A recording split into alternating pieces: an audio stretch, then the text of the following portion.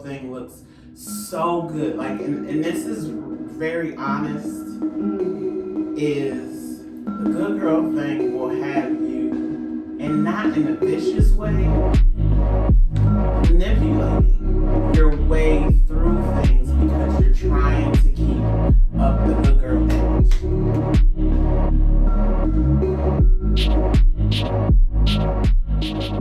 Remind you all that here at A New Thing, we are challenging, motivating, and faithing our way from the woman of our past to the woman of our future. And myself, I'm a certified life coach, the pop-out coach, and I am helping coach introverts fearlessly move in power and purpose to not just feel like they're stuck, but to embrace their transition as they go from backstage to front stage in everything they do. So I'm really excited today because I have a guest, my first guest. I have been doing videos for a year, from Facebook to YouTube to IG, and I finally have a guest, and it is a God-appointed guest. I do believe, I do know. And this is the beautiful Miss Nicole Smith. Hello. Hello. Hey. Welcome her in Pop Out Squad. Now, okay. Let me tell y'all who Nicole is to me, because this is crazy, okay? And let me tell you, when you're doing what you're supposed to do in your lane and the purpose that God has for you, crazy things is just gonna happen. Yes. Right? All right, so Nicole is my stepson Cameron's mother. Yes. Yes, she is. That's hilarious. And we have been knowing each other since 2012, when I started dating my ex-husband, is when we met. And we have had our ups and downs over the years. We've had some disagreements. We've had some laughs. We've had some fun. We've shared beautiful moments together when it has come to our son, Cameron. And it's just been a different ride. And she could probably tell you that too. Go ahead. Yes. What? It is a little weird. I'm not gonna say. It is. It's not weird anymore.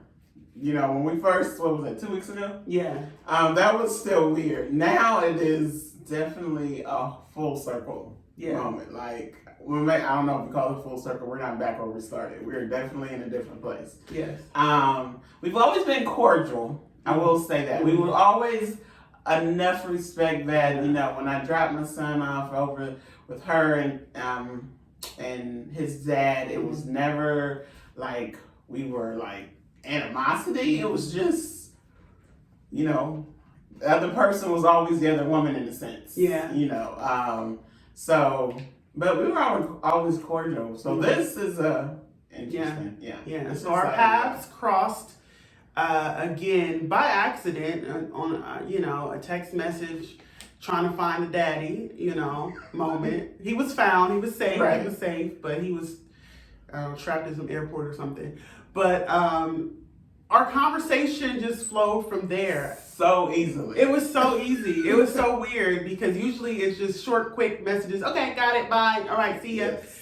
And I don't even know how it started. It just started flowing, and I just started explaining where I am, where I'm going, what I'm doing, and then she started explaining where she is, and it just took off from there. And so that's how we are here today, because she has an amazing testimony to share for the Pop Out Squad, because we are popping out in everything we do. From backstage to the front stage. Okay.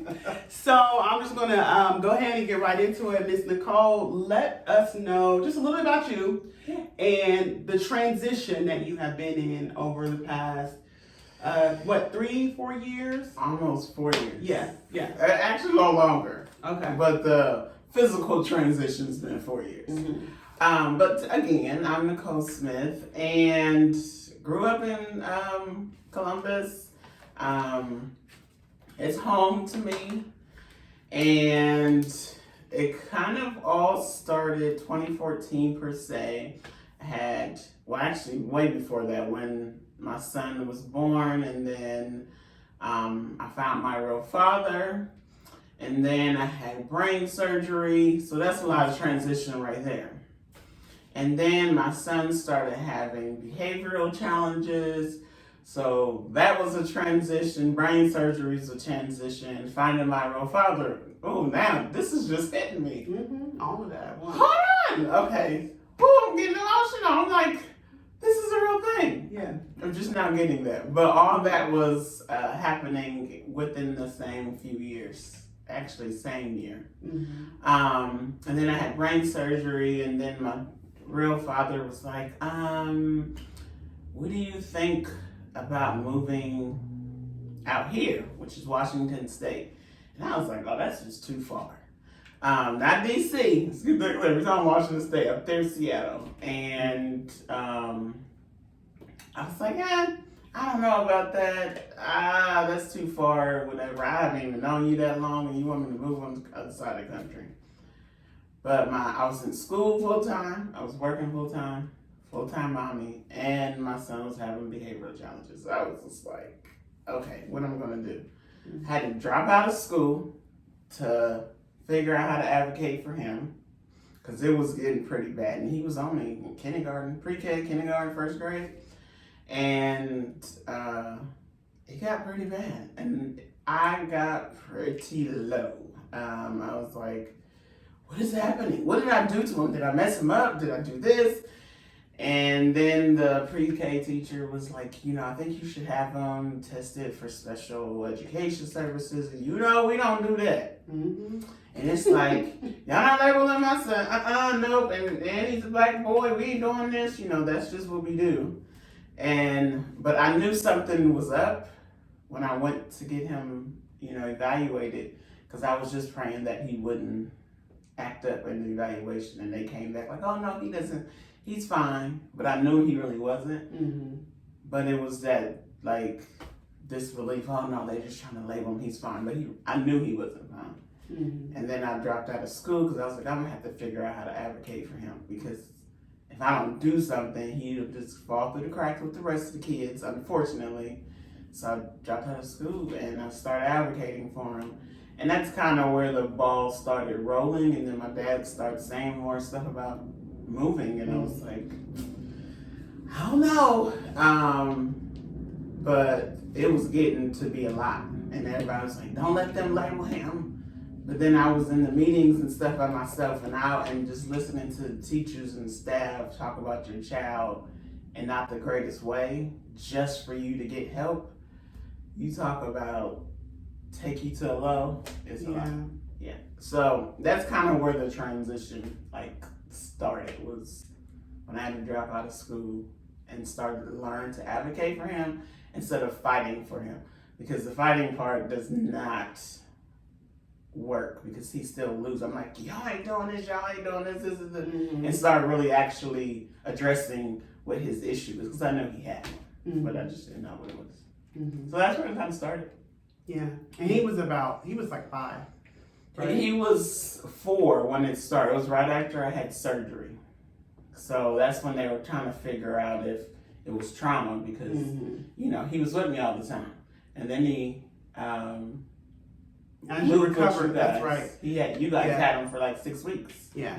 And then when he finally seen me, I looked like I had a stroke because I just had brain surgery. Right. So he like, hold on, you left looking like this, and then you leave me for 6 weeks, and then you come back looking like you don't have the stroke. What's happening? So yeah, that's kind of where I remember that. Yeah. Wow. Okay. And then, so you were advocating for him.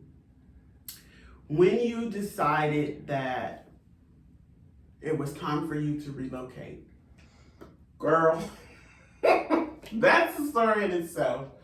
Because my dad kept bringing it up, and I feel like I had nowhere else to really turn. And no shade or anything to his dad or anything, because I even had a hard time dealing with it. But his dad, and he was a baby, and a lot of times when you're not with the father, when kids are babies, that nurturing thing is a thing. Now that Cameron's older, they have a bond that I just can't. I just let it happen. Yeah, but when they're a baby, it's more that when they need a lot of nurturing. So I was like, I can't do this. He needs somebody all the time. He needs this thing that I feel like I don't have. Mm-hmm. So I started thinking about it. My dad was like, you know, I'm retired. You know, I can help you. You know, I can really be hands-on with them. And I was like, okay. So I initially was like, yes, okay, I'll try this. So I started praying about it. Now, mind you, my faith wasn't where it is now. Okay. It was very regimen, rules then. That's you good. pray about it, That's good. you do this, and then this will happen. Now, I mean, a lot of us can relate to that.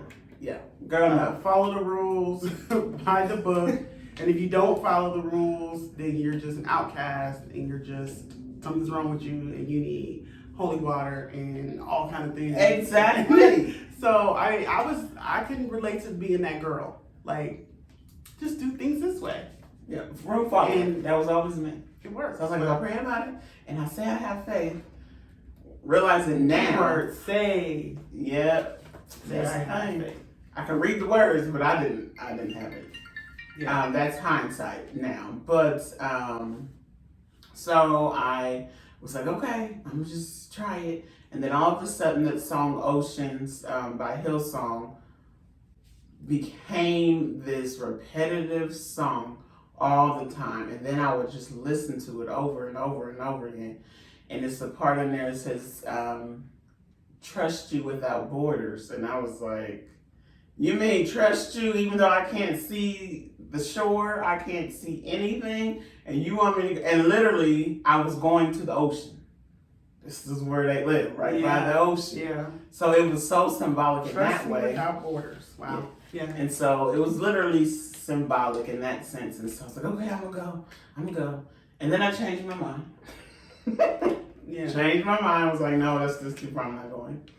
And then this lady, I'm a pharmacy tech, and this lady, I was working overtime at another Kroger, and this lady comes up, it's a Puerto Rican lady, and I'm just being straight up honest. Sometimes when people don't look like you and they start to prophesy to you, you're like, oh, they just trying to be a psychic or trying to say stuff, whatever. Mm-hmm. This lady came to me and she was like, he chose you. And I was like, what? Come on. God chose you. Talk about being And all I was like, and I've never worked at this Kroger, never seen this lady. She's like, he chose you, but you need to surrender. And I was like, now mind you, surrender has always been a thing. My mentor and everybody was like, you're not surrendered, you're not sold out. And I'm like, what does that mean? So for her to come and say it, it did trigger something, but I still didn't believe she was really. Yeah. And she started saying all this stuff, and she said, God has a mate for you and everything. And then she was like, but you have to surrender. And then she said to me, you're going to take a trip. Now, this is after the first time you thought about I changed my mind. Mm-hmm. And I was like, what? And so she said, you're going to take a trip. And I was like, how did she know this? So she said a whole bunch of stuff. She prayed for me. She walked away. I'm telling you, I was not convinced still until she turned around, looked at me, and she said, you're supposed to be writing. She walked away. And that was confirmation. It was almost like God was like, you still don't believe I sent this lady. So she turned around. She was leaving and turned around and was like, you're supposed to be writing. And the only reason like a scene out of a movie. Huh? Like a scene out of a movie. Literally. And it's because I had professors before I dropped out of school to advocate for my son had asked me, I mean, they kept me behind for class and everything. It was like, do you write? And I was like, no, that's like, you should be. Yeah. And this was like almost 6 months later, and she turns around and was like, you should be writing. And I was like, what is up with this writing thing? Yeah. So then that's when I believed it. Yeah. And then I was like, okay, God, okay. You really trying to send me here? I don't know, this is too much. And all of a sudden, I was like, okay. I'm just going. Now, mind you, this was not faith then. Mm-hmm. I'm telling you, when God pursues you on something, don't let people tell you he does it this way. He won't keep confirming it. God will he will literally meet you where you are. Like literally, he kept confirming and confirming. So then people at church, I was asking them that I really trusted, and they were like, you should go. You should go. One lady, I was asking her, she's like, go find my husband. I went and found her husband. I was like, what did you just tell me about Cam? I asked her husband. He's like, I just told you, why don't you go live with her dad? I was like, what? So I started asking people, and then my last straw was, I said, okay, God, there's 2 people I'm gonna have to ask. And if either one of them gives me any resistance, you know I'm not gonna do it. Mm-hmm. I was like, so if this is really what you want me to do, you can't make that a hurdle, or I'm not gonna jump that hurdle. Yeah. Literally, I asked my mom. She was like, I would do it. This was her only grandson, and I'm her baby girl. She was like, I would do it. I just knew she was gonna say no. And then the other person was Cameron's dad, and he was like, I think it'd be really good for him. So I said, what? Mm-hmm. So I was like, oh, there wasn't even no resistance at all. So I was like, all right. So I started on the path and didn't even know my job would transfer. I didn't know there was a Kroger affiliate out there. So I was able to transfer my license out there. Mm-hmm. Piece of cake. And my apartment was still under a lease. Mm-hmm. Put it on Craigslist. One family was gonna get it, but they had too many kids, so people wouldn't do it. I was like, oh God, let's do this. I don't want to just leave. Our minister of music at the church, my home church here, he was like, oh, I need an apartment.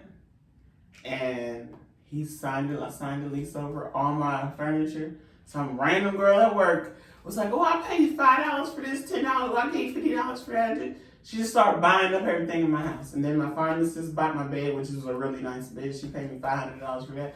So literally all this stuff all that money is what I use to move. Now, when we were talking, I think one thing that was interesting was you said you got there, when you got there, the reason why, one of the driving forces that brought you to this space was your father. Yes. And when you got there, what happened? So yeah, he was the reason. He was the reason. No, because you weren't walking by faith so much then. You were walking by. I was like, Daddy's there. I need help with him. Yeah. Yes, that was it. I'm not gonna lie. God kept showing me that he was there. I'm not gonna lie. God kept showing me that he was there, like pushing me that way, but that was not fair. I can't even lie to you, it was not fair. Mm-hmm. It was like, I need help. Mm-hmm. Now I know that's where I'm supposed to be, but yeah, then no. It was just like, you keep confirming all this. This is not faith. To me, it wasn't faith. It was like, you keep confirming. So, regimen, like I was telling you, if it's working out, then I'm gonna go. So I went. Thought it was because of my dad. Got there 2 months in, he was gone. Mm-hmm. And it was just me and Cameron. Wow. Like he don't have siblings or family. They're not from there. They're from Ohio too. So literally, it was just me and my son. And I was like, God. Yeah. Hello? Like, you did not send me here. Just for me to sit here and be in a worse position. Yeah. And so I had to then I had to have some kind of faith. It wasn't sold out faith per se, but I had to because I was like, I have to work.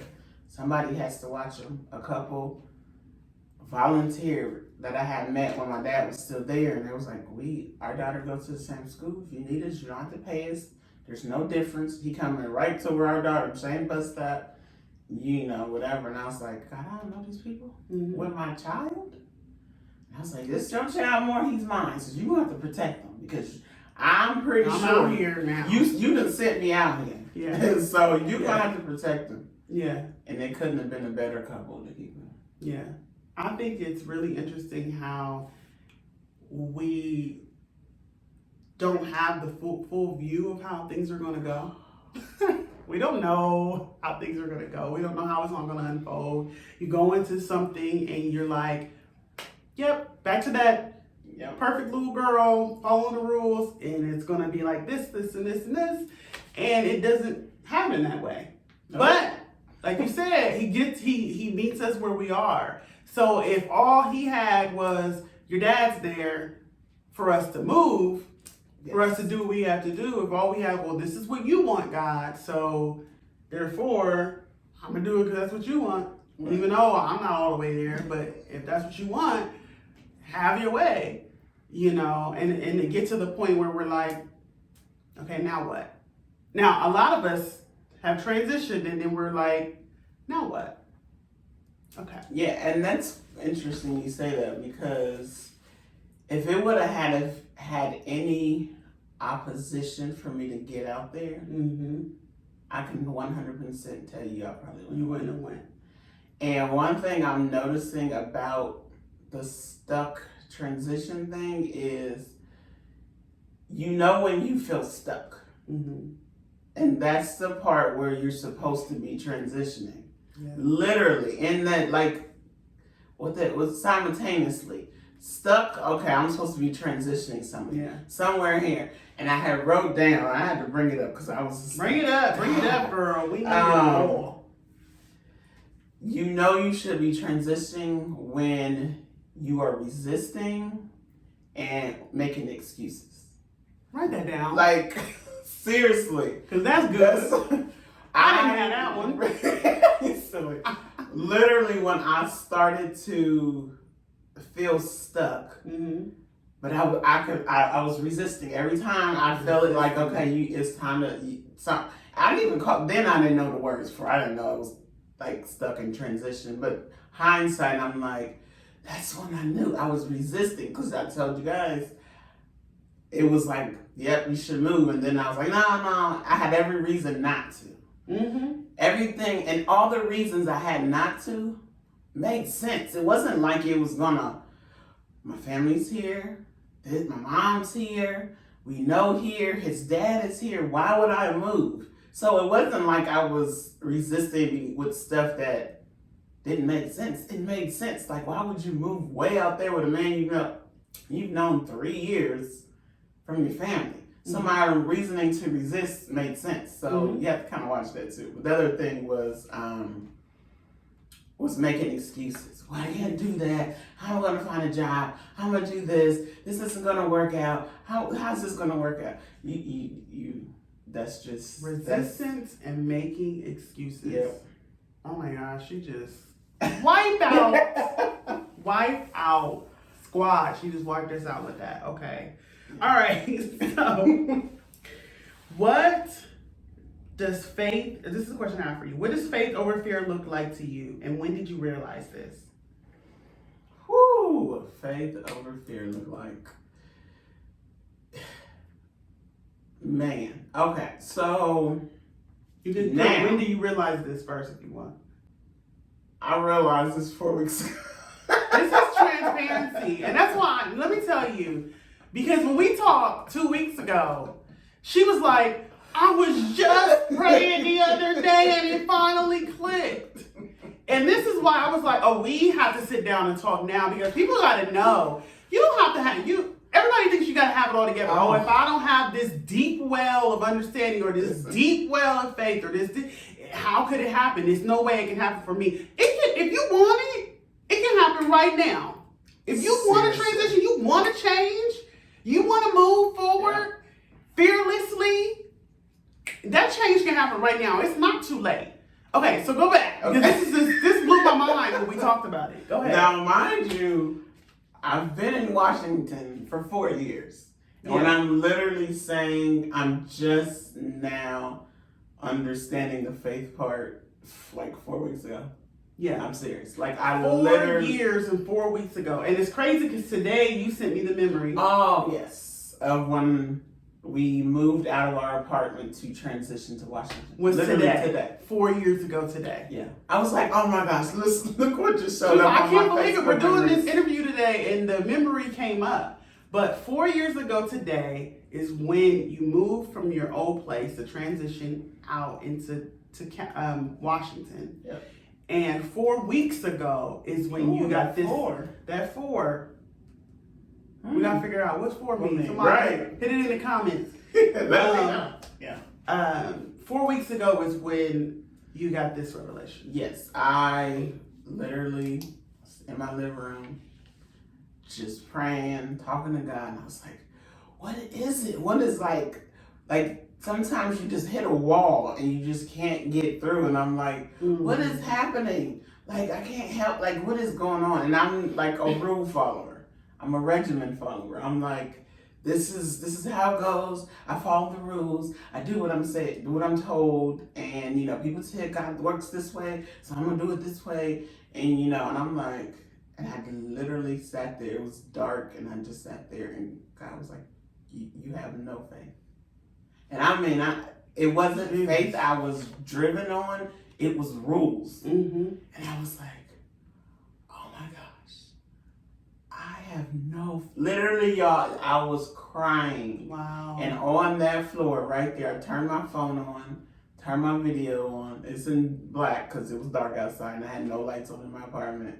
And I literally was like, God, I'm sorry for idolizing the good girl. The good girl identity. I was like, I literally... idolizing the good girl. Oh my God. I was like... I can relate to that. Oh. I can relate to that because when life gets shaken up and then you shake that... I mean, I talked about that a couple weeks ago. Shaking that little girl, that idolizing the good girl.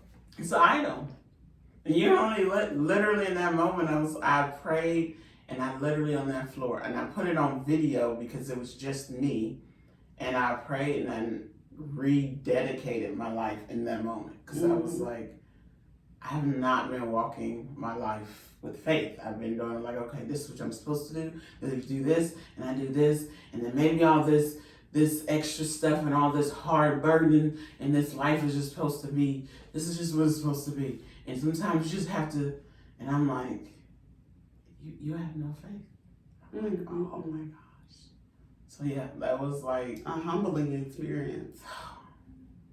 Ever since then, girl, the revelations are flowing. Like, I can't keep up. So sometimes I'm a journaler, but I was like, sometimes I can't even journal because the good girl is still being literally delivered or, you know, in transition per se. It's unfolding now. Yeah. So when I journal, I still tend to journal regimen. I'm like trying to journal where like... You have to be set free from all of that. All of that is yes. unwinding itself from around you. So sometimes I don't journal in my journal. I just turn the phone on and video journal. Just so I say exactly what's coming out and I don't filter when I'm writing. Yeah. Exactly. That is so good. I think it's such a blessing to have you here while it's so ripe. Yeah. Because fruit is always the best when it's ripe. It's always the best when it's ripe. And it gives me so much hope in knowing that he's still doing it. He's still challenging us. One of the portions of the program for the Pop-Out Squad is challenging our perspective. Who we are. It starts here first. Okay, who am I? What's going on here? Where am I lacking? What am I missing? You have to diligently chase that thing. You have to be like, what, diligently? That's been my word. Yeah. And I'm not even this you guys don't understand. This is real. It's real. That has been my word. Yeah. Just keep doing it. Even when it doesn't make sense. Yeah. I've been reading my Bible, falling asleep, waking up, reading my Bible, falling asleep. If you ever seen The War Room, yes, when she keeps saying she in her prayer closet, eating bonbons, falling asleep, but she keeps doing it, and then after a while it starts to like penetrate. That's exact. I'm like, okay, this something. I just keep doing the Bible study, and I've been doing not to be promoting. I don't know if I'm allowed to say, but Priscilla Shire's Bible studies. I'm on her third one now. I don't know if they're in order, and she's actually the star of War Room. But sometimes I be reading the Bible study, and it doesn't make sense to me, but I just keep doing them, and now the revelation comes so fast sometimes. Mm-hmm. But what I was going to say with the whole thing with the fear and faith is, I got this morning when I was meditating. When people say the whole thing about fear, like the church per se or whatever says, God didn't give us a spirit of fear, which is true. But he didn't say you wouldn't get fear. You wouldn't be afraid. Yeah. So I put like God's fear, you still want to have it, but you still pretty much have to do it anyway. Like the world tell you to do it anyway, and the church tells you if you have fear to stay still. That's what I was trying to say. The church says if you have fear, because since it says God doesn't give you the spirit of fear, then you should be still. The world says if you have fear, do it anyway.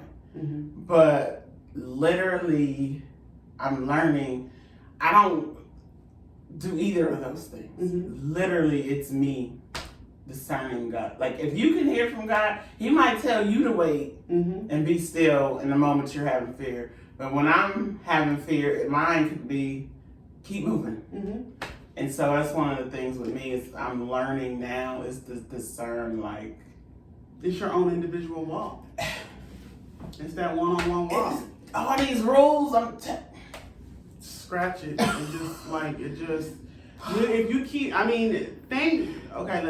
you don't know, thank you for Jesus Christ, because yeah, we are going to drown trying to keep up with all the rules and all the laws and all the protocols and all the, it's just, we need order. We got to have order. Exactly. Because God does things in decency and in order. Yeah. But to have this box that we put ourselves in and we say, 1, 2, 3, 4, 5, this is what it is. If it's not like that, look, he can't move through that. He can't do what he got to do through that. We got to open up them slots in the box so that he can come in and do what he got to do. Yeah, don't put yourself in the box. Don't put God in the box. That's so real. Okay, so we're going to go into so now you are coming into this faith walk. Okay, that's part 3 of the program, faithing it out, because we can't do it on our own. We have to have faith because it's not going to make sense. She said earlier that it didn't make sense. It didn't make sense. It didn't make sense. No, it made sense. What made sense was comfortable. And what doesn't make sense is uncomfortable. That's when you know you're walking in the faith zone, because it's not going to make sense, right? So now that you're walking in the faith zone, have you, and if you haven't yet, that's fine, but what have you discovered is your driving force and passion in life for where you are or where you're going? What does it bring you back to? This is interesting. One thing my counselor, because I do therapy, it's the best thing in the world. And we need therapy and Jesus. Listen, she told me, she said, you have FOMO. Now, mind you, I never heard of FOMO. I didn't know what it was. And I was like, what's that? She's like, it's not a medical term. It's just like a culture term right now. She's like, you had a fear of missing out. And I was like, what? Did somebody like just make up that just for me? Because that is me. And that was one of the reasons I didn't want to leave. Because I was like, you got me out here and everybody else doing everything else. And I'm trying to do this and I'm like separated. At least I felt separated. But now I'm not trying to be in everybody's stuff. It's like, God's like, no, I have something for you. Yes. And for you. For me, yes. Like, you don't have, like, I have one thing, it's not my mentor, I love her so much, I'm gonna have to send this to her. But she told me is, there are people waiting for you. And I was like, and I'm reading this book too now, and the first line in there says, there's a stranger, a person you never met that's waiting on your yes. And that right there is faith. Like, there are people, because I was waiting on my mentor, I didn't know that. If she wasn't there, I don't know, her feeding all this to me, I wouldn't know where I don't know where I'd be, honestly. Mm-hmm. But now, like, I'm getting emotional. Let me stop. Woo, woo, woo, woo, woo. It's okay. It's raw. It's real. Where I am now, one thing I know is teaching parents how to advocate for their child. That's where your heart is. That's where so much pain comes from. Isn't that interesting? It goes together. And I've learned that. I mean, you couldn't tell me 2 years ago. I remember I was pregnant with my daughter 5 years ago, and a lady told me, "You're gonna speak to women. You're gonna speak to broken women. And I'm like, girl, bye. Like, that is not, no, that false prophet. She don't know what she's talking about. Ain't no way that I won't be trying to help no women. I don't know what she's talking about. That's not me." And until I went through some pain as a woman, you know, the way that us women go through some pain, until you went through that pain as a mom. You couldn't have ever told me I was going to be speaking up on behalf of nobody. Yeah. I told you I was real regimented. This is how it goes. I'm quiet. I stay in the background. I don't cause any fireworks. I'm just going to stay here. And it's interesting how now I get it. Because some stuff we go through is not. We always think it's just for us. And it's like, no, because the people that are waiting on you. About you. That's humbling. When you accept that it ain't about you, when you get over your pity party, we have our moment. And he got us. He's going to make sure he take care of us, you know. Right. But ultimately, the biggest picture is bigger than just you. Yeah, he's going to do the work in you, but then. And it sounds so cliche. It does, but it's real. So that is one of my things. I'm really trying to teach parents and not to get so afraid, because a lot of people are scared the label thing, and I get it. But then your child's not getting, there's so many situations my son could have been kicked out of school, could have fell through the cracks or whatever. But I was like, no, I know this is the law and this is what you have to provide because he has, you know, these services. So you were supposed to be doing this. And they're like, what? We didn't know. Getting them together. Like, yeah, they just, and sometimes they really don't know. They're not really trying not to do it. Sometimes they literally didn't know. Like, I've had to talk to special education directors on plenty of occasions, and they're like, what? And I'm like, yeah, I've already called the state department, and I'm correct. And then my other thing, now that I'm coming freshly, we talking 4 weeks, like she said, is really getting women from the good girl stuff to being a daughter of God. Like, it is not the same thing. The good girl thing looks so good. Like, and this is very honest, is the good girl thing will have you, and not in a vicious way, manipulating your way through things because you're trying to keep up the good girl image. You just all the way wrong with that. Like, it is. There's so many things, and I'm like, oh my God. That's real. Like, I done manipulated this to stay the good girl. I done said this to stay the good girl. And done stuff that I knew I didn't want to do. No, I didn't want to do. Just to keep the good girl. Let people walk over me, or I've manipulated situations in order to keep that image. And I'm like, you are idolizing this good girl stuff. There is a very thin line in our heads, not God's, not ours, of the good girl being God's daughter. Like, it's just not the... Like, it equals that. Good girl equals God's child. I'm not a child of God unless I'm following the rules and I'm a good girl. Yep. Pretty much. And it have you thinking you doing the right thing and you're actually doing the total opposite, but you're living in this image. That's really good to say, and I'm sure there's another side of that the women that, and I'm just going to speak to the women that are on the other side of that, which is you feel like you're nowhere near the good girl. So you have the ones that are like, I'm going to manipulate and stay here grounded and being the good girl. And then the others that feel like there's no way I can be the good girl. I'm too tainted. I'm too worn down. I'm too used. I'm too abused, right? To ever identify as the good girl. So I'll just be the bad girl. Yeah. And embrace. There's a whole bad girl movement out there. Yeah. Let's not get it twisted. There's a whole bad girl movement out there. And then that creates condemnation.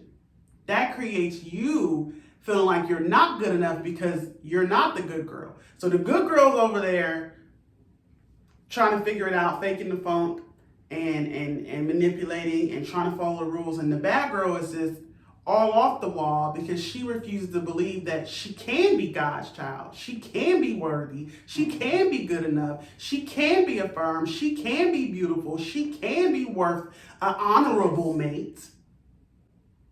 And so there's this one side over here and one side over here, when really you should just be trying to be his child. How that looks. And the thing is, the good girl is not, and I'm going to do quotes because the good girl is not God's girl. Like so literally. So it's not like the good girl is better than we consider the bad girl. Right. It is just as bad. You don't, I'm telling you do not want to be the good girl. I'm telling you. It is not. You're literally faking it. You're manipulating to keep it. You're doing what you don't want to do to keep it. At least what people consider the bad girl, they're doing what they want to do. At least typically a bad girl is at least living their life, being honest. Being honest. Because they're like, at least with them it's more they condemn themselves like they can't be God's girl. Mm-hmm. And then the good girl tends to manipulate the idea of being God's girl. Mm. So either one is, you don't want to be either one. Either one. Bad girl and the good girl is on the same level. Do not think the good girl is over, oh, she's good, I can't. You don't want to be bad girl, you don't want to be the good girl. I'm just telling you. There's no real there. You're faking the funk the whole time. I faked my faith. I believed in God. Oh, I believe in Christ. I believe in the Holy Spirit, but I faked the faith. I didn't have it. I literally did not have it to now. Now I don't care who knows. I didn't have it before because now I know what it feels like. You're free. Free. Y'all ain't nothing like it. That's what freedom feels like. People like, what's going on with the glove? What's going on with the glove? That's why it's so hard. And me and her ain't, like we said, we were always cordial. I was calling her up like, what you do? What is going on? I was showing my family, like, y'all gotta see her. She looks gorgeous. I kept texting her, like, what is you doing? What's happening? I'm on her IG. I'm on her YouTube channel. I'm looking at all the videos. I'm texting her, reflecting on them. I'm like, oh, girl, looks like, wow. Yeah. Only God can do this. Yeah. Only God can do this. This is woo, woo, woo, woo. So the moms that they are coming down that same path. They could be very well the good girl, or they could be very well the bad girl, but then they're dealing with these issues with their children and advocating, and while they're still trying to find themselves, and then they have these behavior issues with their child. What is just a good piece of advice to start on where they are, okay, and what they could do? So this is no plug, but I'm just telling you. So when I got to Washington, probably 6 months to a year there, God gave literally in my sleep, and you would think I would have had faith by hand. You would think this is considered faith. This is God. I'm not that good, okay? But he gave me the word behave. Now, mind you, it's me advocating for my son with behavioral issues. And his is typically in school. So I had the name Behave. It came to me in my sleep. Not a dream, more like a twilight sleep. And then I was like, okay, what am I going to do with that? And then it became an acronym. So it stands for the BE in Behave is B, and then the H is honest, The A is aware, the V is verbal, and the E is empowered. So it's be honest, be aware, be verbal, be empowered.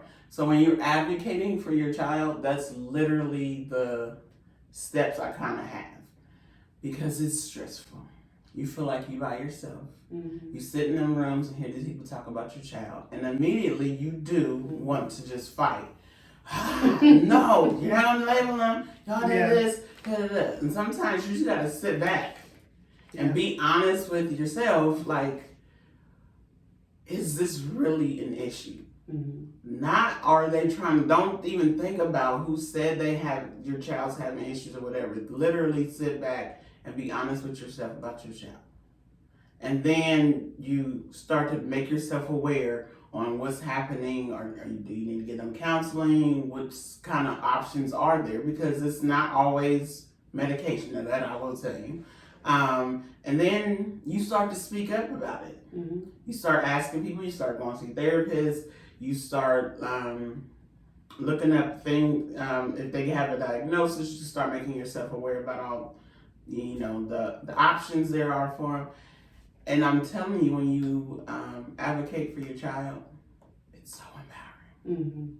It is so empowering when you see the change in your child, and that you are helping your child. Like, they're not one of the ones. There's a school my son left, and I remember his dad came to the school and he called me. He said, you been in his classroom? He had just started school, and I was like, no, not yet. You need to go. And I walked in that classroom, and it looked like kids, like you would think a whole bunch of animals were in there. The classroom was chaotic. I pulled him out that day. I called the special education director, and I said, I don't know where you're going to put him next year, because it was at the end of the school year, but he's not coming here. And all I could think, so I knew better to pull my child out. But not so he wouldn't keep that up. But all the kids I left, and I pray for them kids to this day, and that was 7-8 years ago. Because I was just like, those parents don't know, or it's just to give them a break. So they just send them to school and just assume the teachers are doing whatever. I was like, so I would just say, like, follow those regimens, be honest, make yourself aware, speak up. You have to speak up, and it'll definitely be empowered by helping your child. Like, seriously, it's which that journey definitely has led me here. It showed me I actually have a voice. You actually can do this. I did the website, the YouTube page, our YouTube channel. So don't ignore those. Don't ignore the signs. Don't get caught up in what the family's saying, or don't do it. You don't want them to label them. You don't want to do this. Really pay attention so your child is not fall through the cracks. Honestly. That's good. Okay, this has been really good. Yeah. Like, y'all, I'm charged. Again, we're smiling because this is just crazy that we are in this room doing this right now. This is amazing. I'm really honored to be the one to share this story, and this is one of the pieces of my drive when it comes to the community, when it comes to the Pop-Out Squad, because we are the Power on Purpose Squad. And it feels so good to connect with other beautiful pop-out women that are, this is what popping out looks like. Like, just to explain it, because sometimes people don't understand, well, what's popping out? It's literally the freedom that you feel. Yeah. It is the renewed you. It is going on this transition. It's not getting caught up in the fact that you feel like you're stuck, but it's switching it up and it's saying, okay, I'm going to chase this thing and I'm going to transition out of this thing, and then I'm going to walk boldly, fearlessly. That's the key word. Fearlessly. Yeah. Because there was a time neither one of us would want to be on a video, but it ain't about us. Okay. It's not about us. It's about gathering up and bringing alongside other women no matter what the scenario is. For me, it was pain. It was a divorce. It was low self-esteem. It was low self-worth. For her, it was the good girl syndrome. It was advocating for her son, right? Whatever it may be, it lands us all right back here to purpose, to power, to literally popping out so that we can help the next. Okay? That's what it comes down to.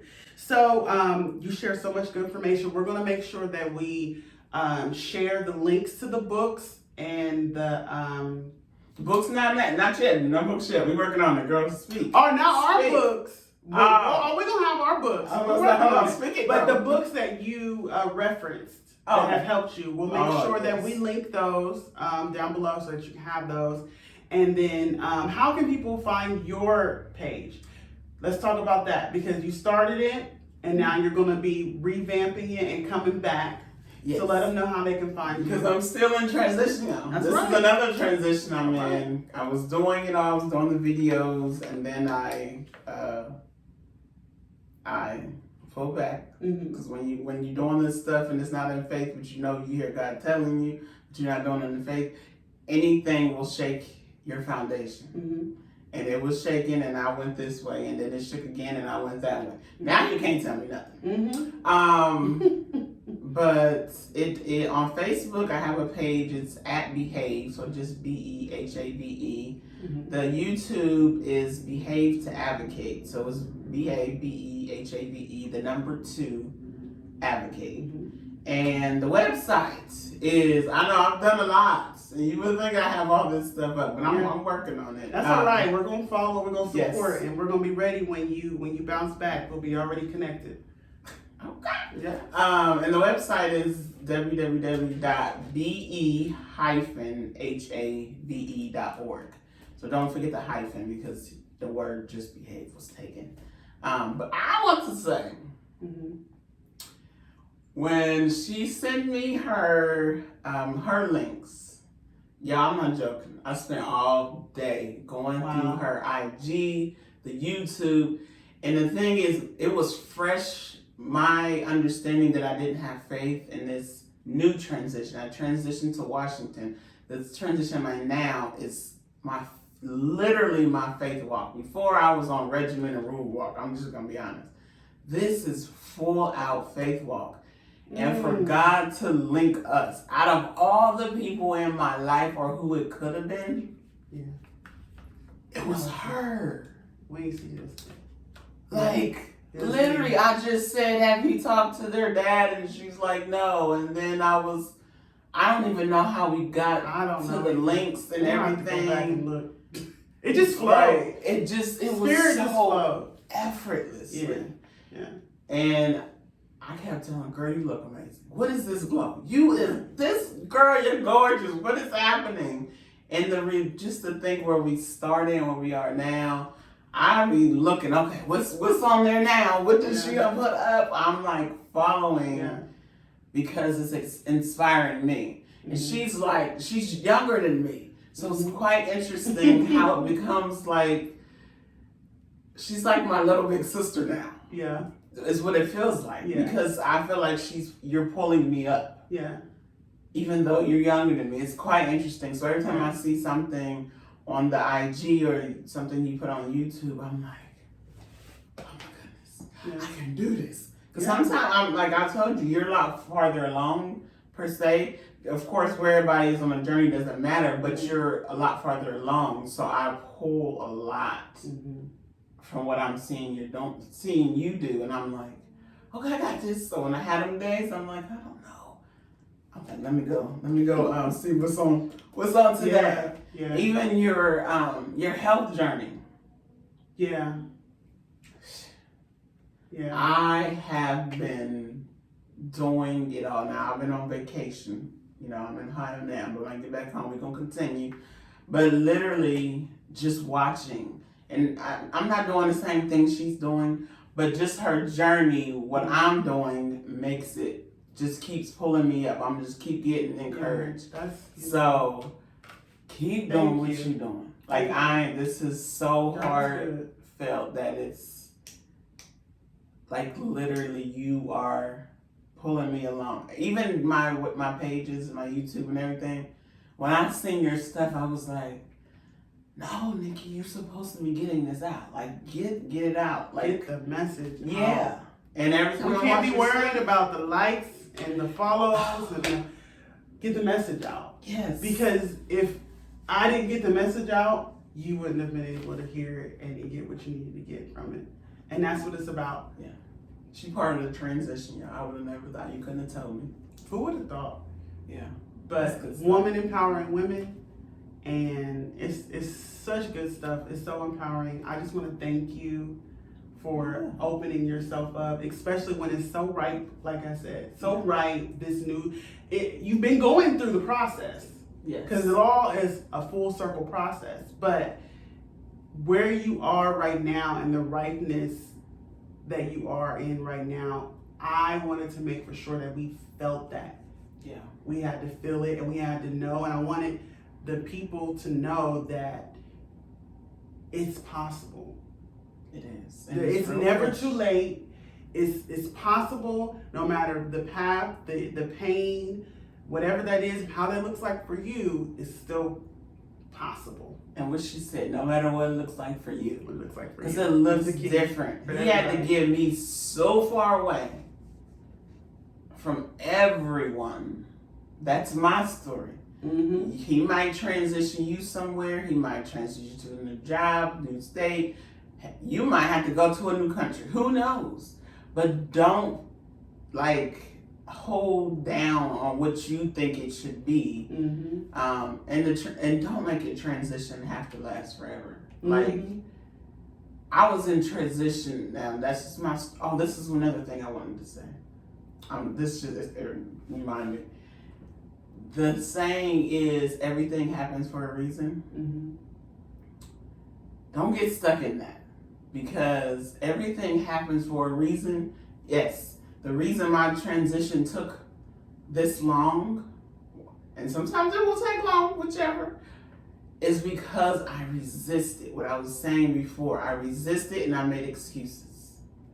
So it's happening for a reason because you're resisting. It's there, it's yours. Mm-hmm. You don't have to wait 4 years. You don't have to wait for your whole family to agree. You don't have to wait for people to understand. Literally just be diligent, the word she used, and go. Don't wait for people. He will send the people, he will send your audience, he will send whoever is for you, he will send. Mm-hmm. Just go. It's there, it's yours. It's yours. It's there. Your name is on it. It's there, it's yours. Yes. Period. All right, y'all. We are going to close it out here. Yeah. We just thank you for tuning in. Make sure you like, you share, subscribe, behave to advocate, website, YouTube, Facebook page. We'll have that all also linked at the bottom. And yeah, just be a blessing. I encourage you to take some of what you heard today and apply. Apply so you can fly. Woo! Oh, look at that. Okay. No, that's hilarious. All right, y'all. We love y'all. We'll see you next time. Thank you.